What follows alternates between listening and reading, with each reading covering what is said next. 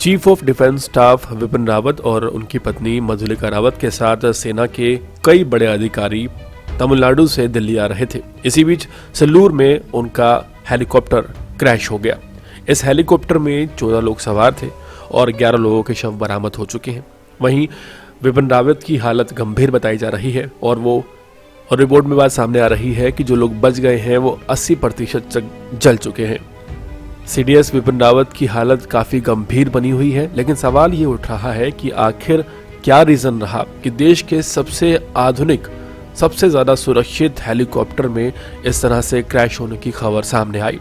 आपको बता दें, जिस हेलीकॉप्टर की बात की जा रही है Mi-17V5 एयरफोर्स का सबसे ज्यादा आधुनिक हेलीकॉप्टर है और इस हेलीकॉप्टर के बारे में कहा जाता है कि ये अचूक है और सुरक्षा की दृष्टि से देश में सबसे आधुनिक कोई हेलीकॉप्टर है तो वो यही है। फिर सवाल उठता है कि आखिर किस तरह इसके अंदर इतनी बड़ी चूक देखने को मिलती है।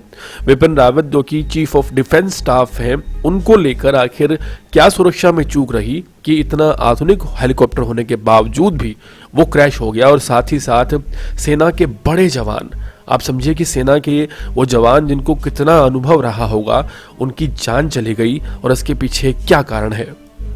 गौरतलब है कि ये सबसे आधुनिक जो हेलीकॉप्टर है Mi-17V5, ये भारत ने रूस से खरीदे थे और रूस ने ये दावा किया था कि इससे ज़्यादा आधुनिक हेलीकॉप्टर पूरे विश्व में दूसरा कोई नहीं है और शायद इसीलिए देश की तीनों सेनाओं के प्रमुख यानी कि सीडीएस जो है, उनकी सुरक्षा में उनके आने जाने के लिए इसी हेलीकॉप्टर का इस्तेमाल होता था।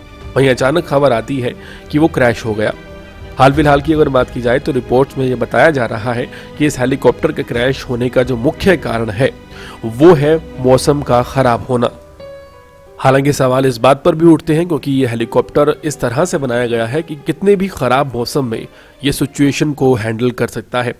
वहीं आपको बता दें, विलिंडिंग बेस में जो घायल हुए जिनको रेस्क्यू किया गया है उनका इलाज चल रहा है। और हाल फिलहाल अगर बात की जाए सोशल मीडिया की, तो सोशल मीडिया पर विपिन रावत और उनकी पत्नी और बाकी जो लोग बचे हैं उनके लिए दुआओं का दौर जारी है। लोग लगातार प्रे कर रहे हैं कि किसी तरह से chief of defence staff general Vipin Rawat, उनकी पत्नी मधुलिका रावत, उनकी जान बच जाए और वो सुरक्षित वापस पहुंचे अपने पद पर, क्योंकि ये देश का सबसे बड़ा पद है अगर सुरक्षा की दृष्टि से देखा जाए। और ऐसे में अगर उन्हें कुछ होता है तो ये बहुत ही बड़ा नुकसान देश के लिए साबित होगा। देश और दुनिया की तमाम खबरों से जुड़े रहने के लिए हमारे चैनल को सब्सक्राइब करना बिल्कुल ना भूलें ताकि आप तक पहुंचता रहे हमारा हर लेटेस्ट अपडेट।